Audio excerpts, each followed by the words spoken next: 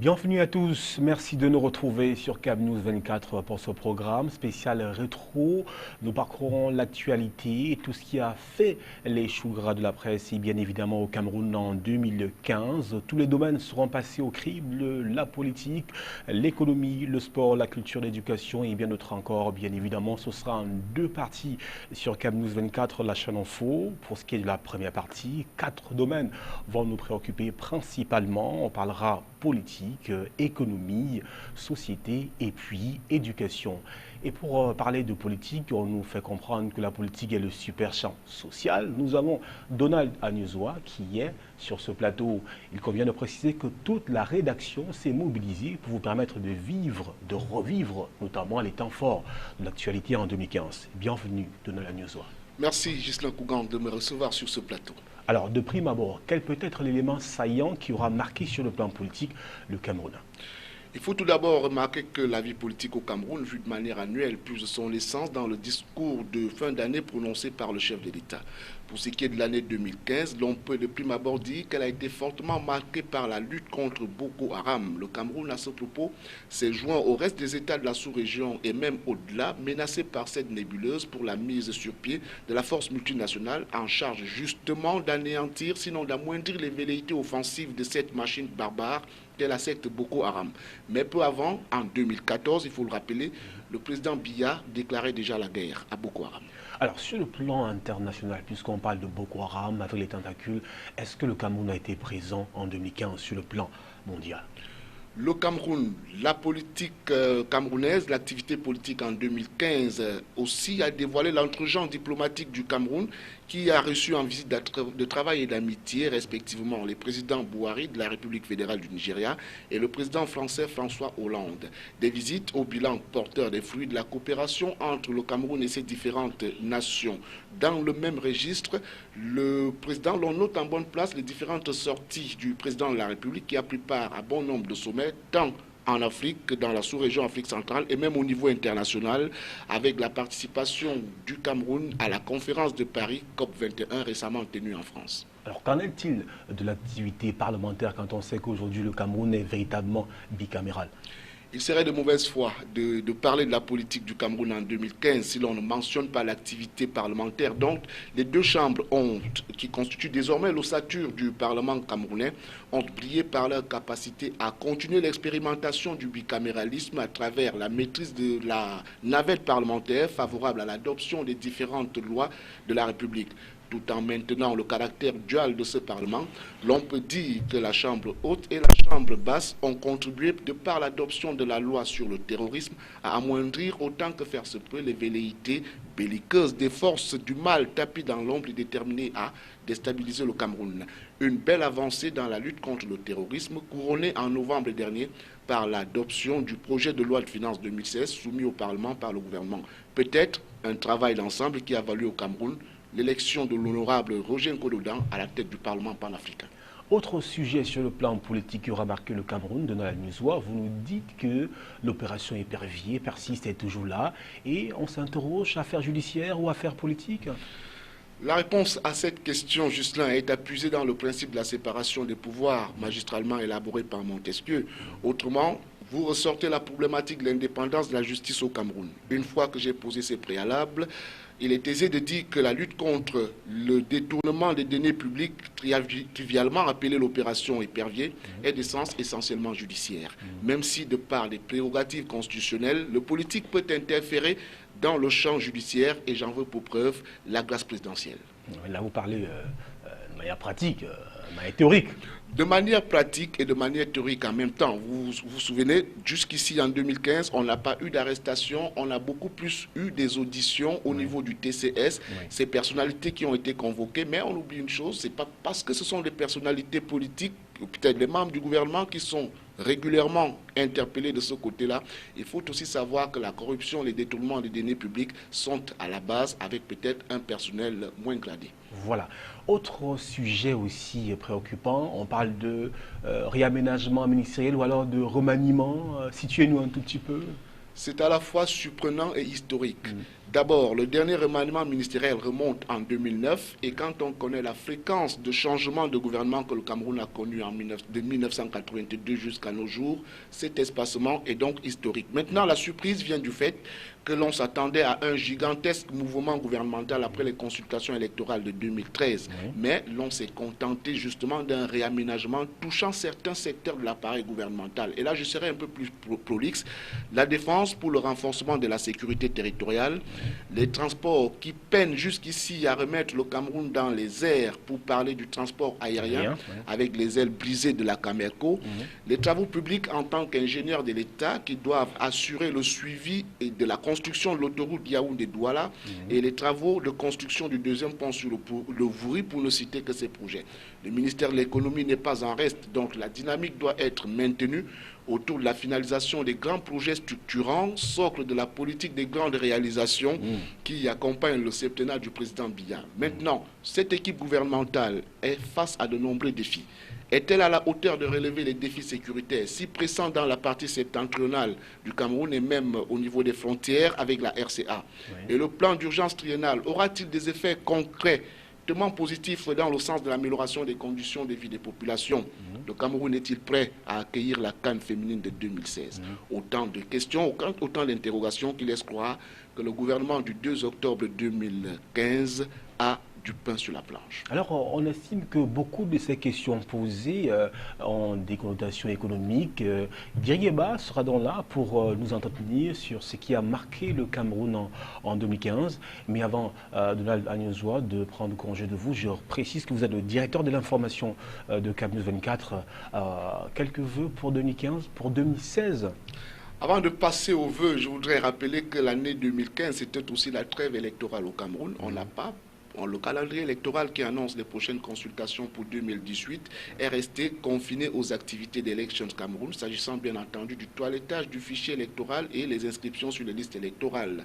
Les formations politiques sont pour la plupart restées inactives, en dehors du RDPC qui vient de boucler les opérations de renouvellement de ces organes, tant spécialisés que de base. Maintenant, que souhaiter aux Camerounais pour l'année 2016, sinon un nouveau vent, une meilleure façon de vivre, sinon de bonnes conditions de vie pour que nous tous, nous puissions remonter la pente économique du Cameroun en 2016.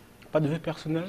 Vœux personnels, je vais d'abord dire bonne année à peut-être aux promoteurs de la chaîne CABnews 24 et à tout le personnel aussi, aux différents directeurs et à vous, Ghislain Courant, et à moi-même aussi pour le travail abattu en 2015. Nous espérons que 2016 sera une nouvelle année et que nous avons du potentiel à donner aux téléspectateurs.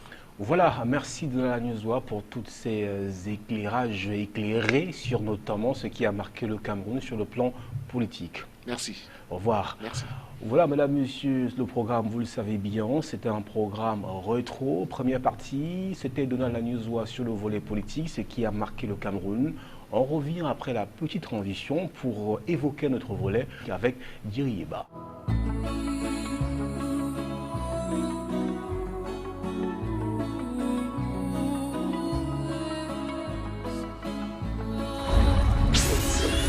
De retour sur le plateau de CABnews 24 dans ce programme spécial rétro, bien évidemment, vous l'aurez corrigé par vous-même. On parlera économie avec Dirieba qui est bel et bien là. Bienvenue Diri. Merci Ghislain, surtout merci à nos millions de téléspectateurs. Vous nous dites Dirieba qu'en 2015, l'activité économique au Cameroun a été marquée par 4 occurrences majeures et vous commencez par le débat très prolixe et prolifique même sur le franc CFA. Vous savez, l'argent, c'est le nerf de la guerre et certaines guerres peuvent donc se mener à travers de l'argent. Et là, on a vu qu'au Cameroun, parce que tout est parti du Cameroun, ce grand débat autour de la monnaie, le franc CFA, le franc des colonies françaises d'Afrique, où on voit des velléités de sécessionnistes qui veulent qu'on nationalise ce franc donc et qui voudraient bien évidemment qu'il y ait une monnaie nationale. On a observé autour de ce débat qui a fait le tour du continent, également la prise de parole de certains leaders d'opinion et surtout de partis politique. On se souvient de la visite effectuée en Europe par le professeur Maurice Kamto, qui a pris une décision et qui estimait que cela était trop tôt. Il était trop tôt pour qu'on envisage partie du franc CFA, parce que les économies africaines et surtout celles du Cameroun ne sont pas adossées véritablement sur du solide pour qu'on puisse se départager et partir donc du franc CFA. À côté de cela, il y a quand même des gens qui ont proposé d'autres choses. On se souvient de cette proposition à travers un ouvrage du docteur Dieudonné Somba, qui lui proposait, au lieu de partir du franc CFA, il fallait plutôt mettre sur pied une monnaie binaire qui serait toujours le franc CFA, mais qui véritablement va booster les échanges au niveau interne. Et là, il a évoqué beaucoup plus le volet production interne, et que c'est à partir de la production, comme le pays, comme le Nigeria, c'est à partir de la production que la monnaie peut circuler, mais en gardant bien évidemment les devises au plan international. On a vu d'autres qui ont dit niet et qu'il fallait à tout prix sortir du franc CFA. On se souvient donc de M. Kamga, qui est un acteur politique, Hubert, et que oui, Hubert, qui a plutôt dit qu'il fallait plutôt passer à un autre franc camerounais, et il a donné le nom, le OUM.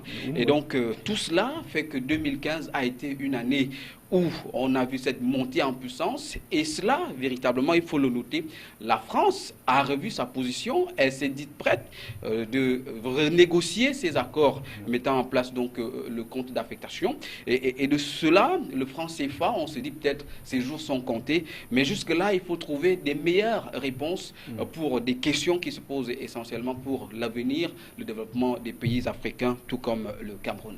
Autre sujet d'Iriéba, c'est le climat des affaires au Cameroun en 2015 avec le classement de Business. Alors, si l'on vous pose la question de savoir quelles sont les mesures prises par le gouvernement pour justement améliorer le climat des affaires au Cameroun. Voilà un autre caillou dans la chaussure du monde du microcosme économique du Cameroun en 2015. Le Cameroun a redressé de 4 places sur les 189 pays qui sont concernés par le classement Doing Business. Le Cameroun était donc 172e sur les 189. C'est dire qu'il y a des efforts à faire de ce côté. Il faut peut-être le préciser et le rappeler que le classement Doing Business interroge la façon avec laquelle on mène les affaires dans un pays, comme on voit les investisseurs ici également arriver.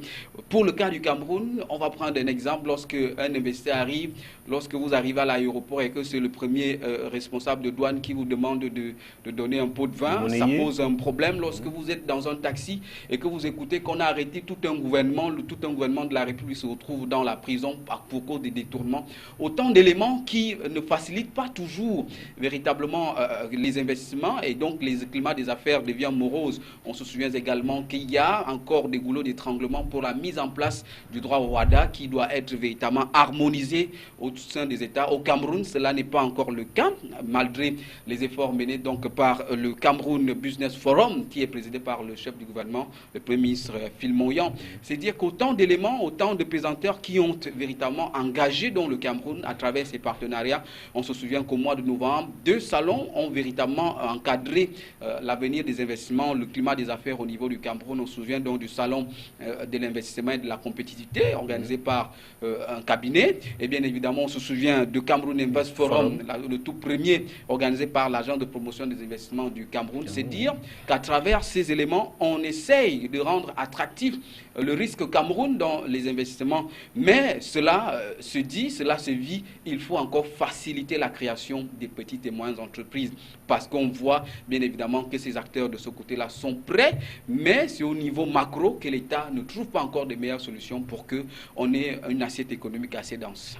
Le climat des affaires pourrait également trouver sa voie dans la réalisation des grands projets, notamment avec le plan triennal mis sur pied par le gouvernement. Je crois qu'il est de 1000 milliards de francs CFA, notamment, pour accompagner les projets, les autoroutes, les ports en eau profonde.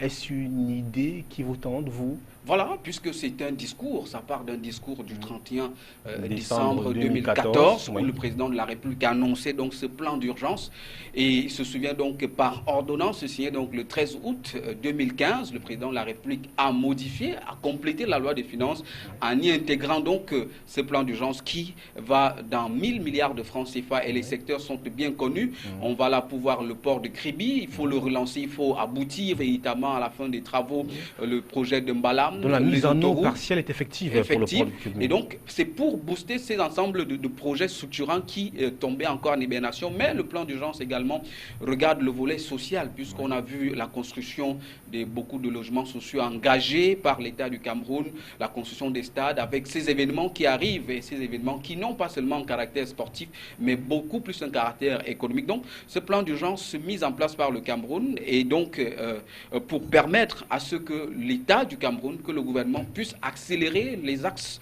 majeurs pour la construction et surtout l'émergence envisagée à l'horizon 2035. On le voit également dans le même sillage l'autoroute Douala-Yaoundé. Alors, il y a une question qui revient également, celle du surendettement du Cameroun, avec, on sait très bien, la fluctuation, le prix du carburant.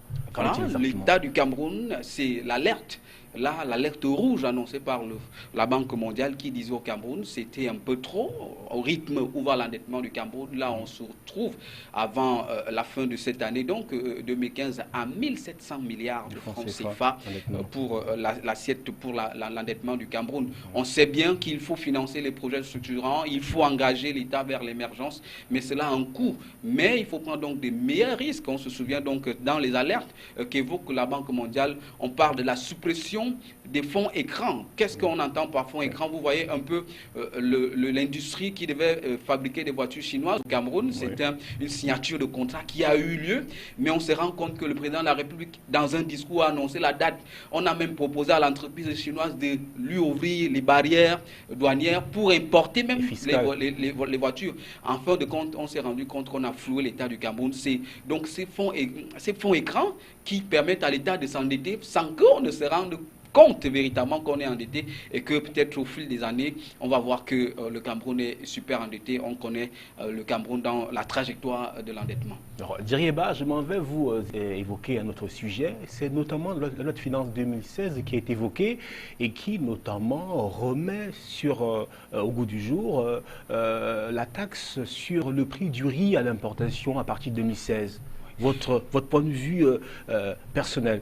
Déficit, c'est-à-dire que l'État du Cameroun, même si on va penser que trop d'impôts tue l'impôt, déficit d'un côté, parce que l'endettement, il faut bien renflouer de l'autre côté. Les spécialistes en économique savent mieux cela pour dire qu'en fait, si l'État du Cameroun envisage, il n'y a pas que le riz, même au niveau des passeports. L'établissement des passeports va passer, il y a des choses qui ont... Le riz est quand même une denrée alimentaire, assez importante. Vous voyez qu'à côté, lorsqu'on augmente le riz, il y a les transporteurs qui demandent qu'on baisse le carburant, puisqu'on sait que le prix du baril a chuté pratiquement de 90%. On part de 102 à 39 $ le baril. Et donc, on estime qu'au niveau du Cameroun, on ne comprend pas toujours, le gouvernement n'est pas très explicite pour le maintien du prix. Donc, autant d'éléments que pour le riz, ça va être peut-être difficile, mais davantage, il faut favoriser donc la création des petites et moyennes entreprises qui puissent à la fois produire du riz sur place, parce que l'État seul, le gouvernement seul ne peut pas véritablement remplir l'assiette alimentaire du pays. Voilà qui est dit. Dirieba, merci pour ces éclairages, merci pour ce décryptage de l'actualité économique au Cameroun en 2015. Un vœu au sortir de ce petit entretien?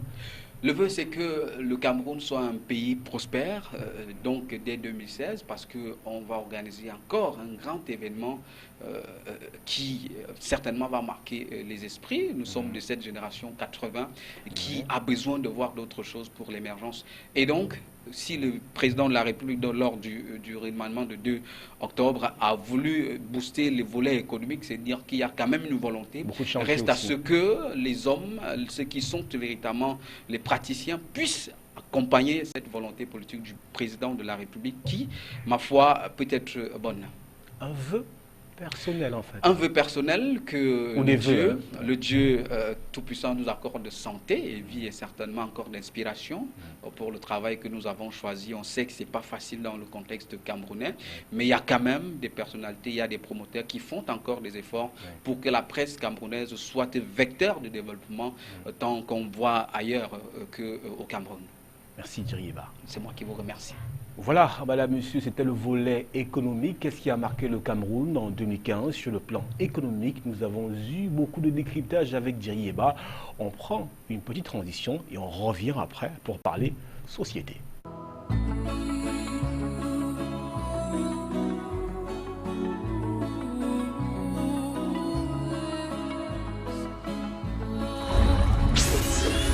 Rétrospective de l'année 2015 au Cameroun, troisième halte, on parle société. Et pour en discuter, Sonia Mafosing de ITFM Radio a effectué le déplacement de nos studios. Bienvenue Sonia. Merci Gisèle, bienvenue. Alors, vous nous expliquiez dans votre un peu en coulisses que pour ce qui est des faits qui ont marqué l'actualité au Cameroun sur le plan social, il y a au premier rang le 4e recensement général de la population décrété par le chef de l'État, Paul Biya. Oui, le 15 décembre dernier, le chef de l'État, Paul Biya, a signé un décret qui instituait le 4e recensement général de la population. Et pour mener à bien cette mission, le BUCREP, le bureau chargé de cela, a pris des dispositions beaucoup plus modernes qu'avant, dont au lieu des fiches, on aura des tablettes qui vont servir à la collecte des informations, dont les données qui seront collectées seront directement transférées à la base, parce qu'avec l'informatique, tout va un peu plus vite. Et par cet aspect-là, par cette innovation, cela va permettre qu'on ait les résultats aussi beaucoup plus vite. Donc le recensement va commencer en 2016. D'ici février 2017, on saura si la population du Cameroun, qui était à plus de 22 millions il y a quelques années, a augmenté certainement ou n'ont pas baissé surtout. Sûrement que la population du Cameroun, avec tous ces flux migratoires, tout ce qui se passe, aura gagné en intensité, qu'on connaîtra une hausse. Autre sujet, on parle du milieu carcéral au Cameroun, avec notamment les mineurs qui se portent très très mal. Oui, avec les mineurs qui se portent justement très très mal. Après le problème de la surpopulation, il y a celui des mineurs qu'on trouve en prison. Il y a quelques mois, on a eu des chiffres alarmants, notamment 800 mineurs qu'on retrouve dans les prisons. Et on est certain que à ce jour, le chiffre a certainement augmenté, vu que ces chiffres ont été donnés il y a quelques mois, je le disais tout à l'heure. Et pour cela, le ministre de la Justice, Laurent Esso, a pris des dispositions pour désengorger un peu les prisons. On espère que cela va aider également à mettre ces mineurs ou bien régler le problème de ces mineurs. Donc il y a des prisons qui vont être créées, 3 précisément, 2 ici à Douala et 1 prison à Limbé. Mais personnellement, si je peux donner un avis personnel, bien sûr, je pense que ces mineurs n'ont pas besoin d'être mis dans des prisons. Je pense que pour eux, il faudrait des établissements beaucoup plus rééducatifs ou bien des établissements spécialisés où il y a des personnes qui vont les réinsérer dans la société. Parce qu'un mineur de 12 ans qui commet un crime, qui n'est pas par exemple le meurtre ou l'assassinat, parce que c'est ces 2 cas-là ou plus qui peuvent l'amener en prison selon le code de procédure pénale. Donc si un mineur commet une faute mineure, si je peux me permettre la répétition, il est important, bien il est préférable de le mettre dans un centre de rééducation. Donc je appelle à votre souhait donc à l'endroit du ministre de la Justice, pourquoi pas, garde des Sceaux, Laurent Esso. Alors, merci Sonia pour ces éclairages éclairants et éclairés sur ce qui s'est passé au Cameroun. C'est moi qui vous remercie. En 2015. Alors, quelques souhaits, vos souhaits pour 2016? Mon souhait d'abord va justement à l'encontre des mineurs. Je suis peut-être pas mineure, mais il y en a plein qui nous entourent. Donc, c'est de créer ces centres éducatifs-là. J'espère vraiment que ça va aller de ce côté-là, de ce côté de la justice. Et maintenant, un vœu personnel, que je continue de faire ce que je dois faire pour la communication au Cameroun. Voilà, merci Sonia Mafosing et bon vent à ITFM Radio. Voilà, mesdames, messieurs, c'était donc le volet social au Cameroun pour 2015, pris pour nous en raccourci par Sonia Mafosing. Une petite pause et on revient pour le 4e et dernier aspect de cette première partie de la rétro sur CAB News 24. On parlera alors éducation.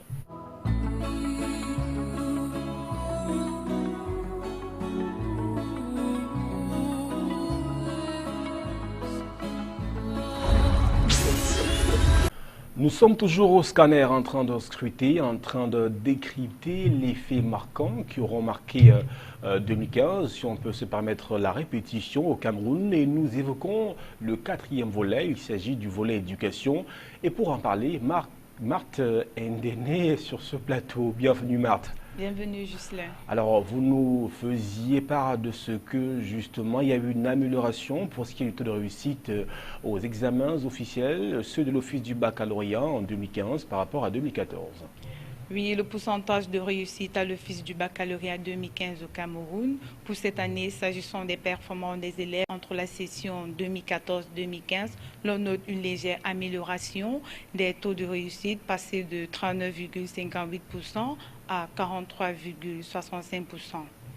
Autre préoccupation, c'est vrai que les résultats ont connu une hausse, mais les fraudes également, nous dit-on. Oui, les fraudes ne sont pas en reste. 60 cas de fraude imputables aux candidats ont été détectés cette année. Pourtant, l'an dernier, l'on ne parlait que de 46. Aussi, le ministre des Enseignements secondaires, Jean-Ernest Ngalé-Bibéré, sanctionne pour non-respect des textes, falsification des notes, corruption, discrétion des frais d'examen, légèreté, négligence, insouciance, perte de documents, faux et usage de faux, récidive de faux, en tête non détectée aux enseignants. On parle de 54 enseignants sanctionnés par le ministre des Enseignements secondaires, notamment pour ces différentes fautes évoquées. Évidemment. Alors, Marthe, un souhait pour 2016? Un vœu, mes meilleurs vœux à notre président, M. Mohamedou Bayrou Fadil, qui œuvre chaque jour pour la promotion de cette structure CAMNews 24. Alors, un vœu personnel? Oui, un vœu particulier à tous les Camerounais, au monde entier, à ma famille, la famille aînée Langa Martin, à tous ceux qui me sont proches. Il convient de préciser que CAMNews 24 fait partie d'un grand groupe, EMG, Équateur Media Group. Ce groupe regorge dans son sein CAMNews 24 et bien évidemment ITFM Radio, Dicalo et bien sûr CAMNews24.net. Une pensée forte également à Charlène Bondil. Au revoir. Ciao.